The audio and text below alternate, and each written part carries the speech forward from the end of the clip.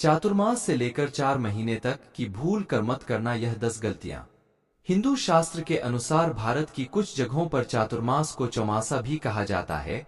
चातुर्मास में जगत पालनहार भगवान श्रीहरि विष्णु योग या शयन निद्रा में चले जाते हैं और पूरी सृष्टि के संचालन की जिम्मेदारी भगवान शिव के हाथों में सौंप देते हैं। चातुर्मास में शुभ मांगलिक कार्य वर्जित होते हैं। आषाढ़ माह के शुक्ल पक्ष की एकादशी तिथि से चातुर्मास शुरू हो जाता है। इस बार चातुर्मास की शुरुआत 17 जुलाई से हो रही है। इस दौरान कुछ नियमों का पालन करना आवश्यक होता है। इससे श्रीहरि प्रसन्न होते हैं और व्यक्ति को सुख समृद्धि का आशीर्वाद देते हैं। आइए जाने कि चातुर्मास के नियम कौन से हैं। इससे पहले कि आप पर माता लक्ष्मी का आशीर्वाद बना रहे तो वीडियो को लाइक करें और चैनल को सब्सक्राइब करें। कमेंट में जय माता जरूर लिखें। संतान धर्म के अनुसार संसार का संचालन भगवान विष्णु के हाथों में है। चातुर्मास के दौरान भगवान विष्णु अपने वैकुंठ धाम को छोड़कर 4 महीने के लिए पाताल लोक में निवास करते हैं। इन 4 महीनों में वे योग निद्रा में रहते हैं और इस दौरान कोई भी शुभ या सौभाग्यपूर्ण कार्य नहीं किया जाता है। इसके अलावा माना जाता है कि योग निद्रा में जाने से पहले वह संसार का संचालन भगवान शिव के हाथों में सौंप देते हैं और इसी कारण से चातुर्मास के दौरान आने वाले श्रावण मास में हम भगवान शिव की पूजा करते हैं। इतना ही नहीं, भगवान विष्णु के साथ साथ सभी देवी देवता भी योग निद्रा में चले जाते हैं और संसार की देखभाल के लिए केवल भगवान शिव ही बचते हैं। नंबर 1, चातुर्मास में दौरान पूरे 4 महीनों तक सोना और चांदी जैसी धातुओं की खरीदी वर्जित मानी गई है। ज्योतिष शास्त्र के अनुसार इन धातुओं को सूर्य का प्रतीक माना जाता है। ऐसे में इनकी खरीदारी करने से आपकी कुंडली में सूर्य कमजोर होगा। नंबर 2, काले रंग को शनि का रंग माना गया है और चातुर्मास में इस रंग की वस्तुओं की खरीदारी से आपकी कुंडली में शनि कमजोर हो सकता है। साथ ही शनि नाराज भी हो सकते हैं। इसलिए इस अवधि में काले रंग की वस्तुएं खरीदने से बचना चाहिए। नंबर 3, आवाजाही या रोजमर्रा के जरूरी कार्यों के लिए आज वाहन जरूरी हो गए हैं, लेकिन इनकी खरीदारी चातुर्मास में नहीं करना चाहिए। ऐसा माना जाता है कि इस समयावधि में खरीदे गए वाहनों के दुर्घटना का शिकार होने की संभावना अधिक होती है। नंबर 4, किसी भी तरह के इलेक्ट्रॉनिक गैजेट्स चातुर्मास में खरीदने से बचना चाहिए, क्योंकि ऐसा करने से आपकी कुंडली में स्थित ग्रहों की स्थिति कमजोर हो सकती है।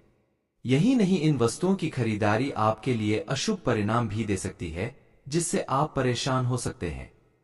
नंबर 5, चातुर्मास में दही, तेल, बैंगन, पान, पत्तेदार सब्जियां, चीनी, मसालेदार भोजन, मांस, शराब आदि का सेवन नहीं करना चाहिए।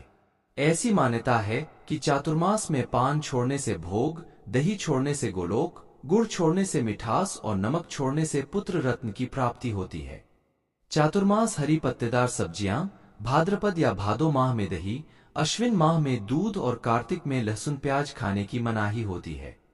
इसके साथ ही चातुर्मास के दौरान काले और नीले रंग के कपड़े भी नहीं पहनने चाहिए। नंबर 6, चातुर्मास आषाढ़ माह के शुक्ल पक्ष की एकादशी से शुरू होकर कार्तिक माह के शुक्ल पक्ष की एकादशी तक चलता है। इन 4 महीनों के दौरान रोजाना सूर्योदय से पहले उठना चाहिए और स्नान करना चाहिए। साथ ही भगवान विष्णु की पूजा करनी चाहिए। नंबर 7, चातुर्मास के दौरान सभी नियमों का पालन करना चाहिए। मन में बुरे विचार और बुरी बातों से दूरी बनाकर रखनी चाहिए। पूजा पाठ में मन लगाना चाहिए। चातुर्मास के व्रत पूरे नियम पूर्वक और श्रद्धा पूर्वक करने चाहिए। इस दौरान अपने क्रोध और वाणी पर नियंत्रण रखना चाहिए। साथ ही दूसरों के बारे में बुरा बोलने से बचना चाहिए। नंबर 8, चातुर्मास के दौरान दिन में सिर्फ एक बार ही खाना खाना चाहिए। इस दौरान फर्श पर सोना चाहिए। ऐसा करने से पुण्य फल प्राप्त होते हैं। चातुर्मास में व्रत, जप, तप, साधना, योग आदि करना चाहिए।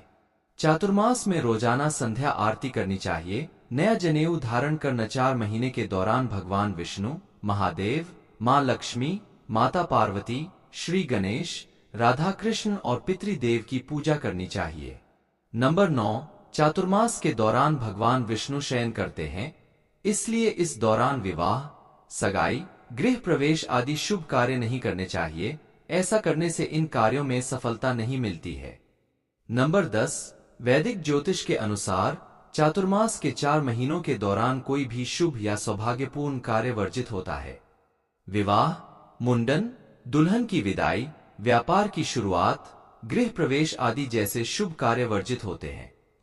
जब देवउठनी एकादशी पर भगवान विष्णु योग निद्रा से जागते हैं और चातुर्मास समाप्त होता है, तब आप अपने सभी शुभ कार्य शुरू कर सकते हैं। पौराणिक कथाओं के अनुसार किसी भी शुभ कार्य को करने के लिए हम भगवान विष्णु और मां लक्ष्मी की पूजा करते हैं, लेकिन चातुर्मास के दौरान भगवान विष्णु और मां लक्ष्मी सहित अन्य देवी देवता योग निद्रा में चले जाते हैं, जिसके कारण सभी शुभ कार्य रुक जाते हैं।